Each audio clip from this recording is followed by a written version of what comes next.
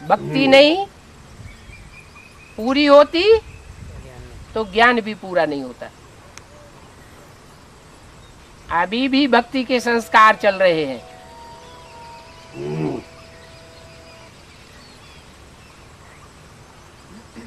नहीं तो ज्ञान का रिजल्ट आना चाहिए।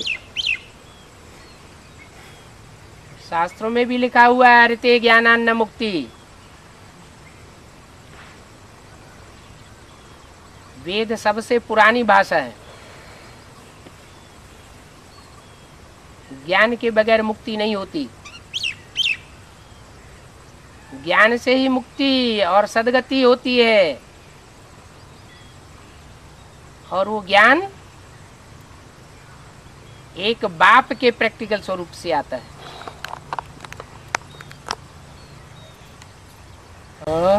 और ये ब्रह्म सूत्र का ज्ञान क्या है?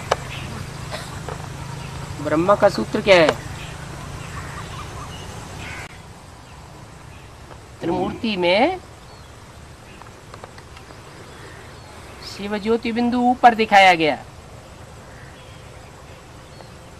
उसमें से एक सूत्र निकला है ब्रह्मा की ओर दिखाया गया, और दूसरा सूत्र शंकर के ओर दिखाया गया। एक है सुनने सुनाने का सूत्र और दूसरा है समझने समझाने का सूत्र। तो ब्रह्म सूत्र समझ में आ गया है? ब्रह्म सूत्र ही नहीं समझेंगे तो ज्ञान का सूत्र कैसे समझेंगे? हाँ जी। आपने कहा है कि 84 जन्मों का पाठ खोलने के लिए सेवा में बिजी रहना चाहिए।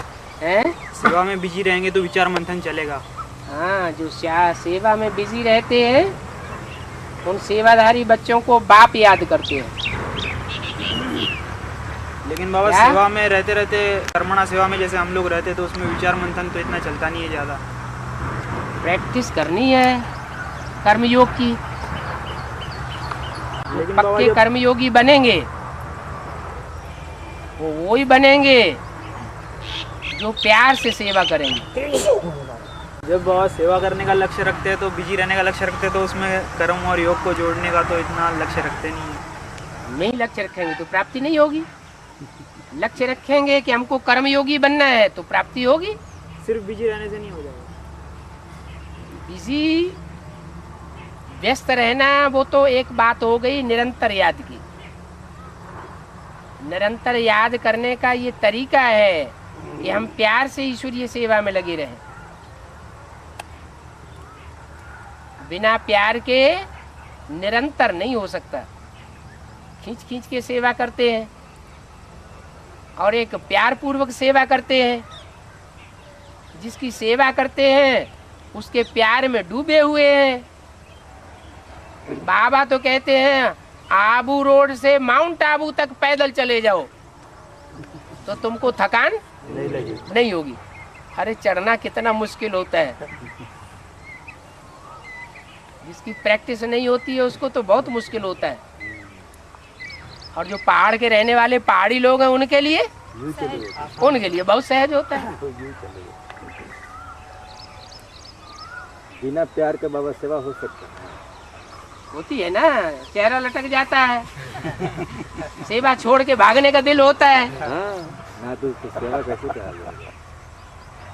पहले कितने रहते थे खेत में? 60-70 थे। 60-70 थे। 60-70 और अब कितने रहते हैं? 30-40। तो आधे क्यों भाग गए?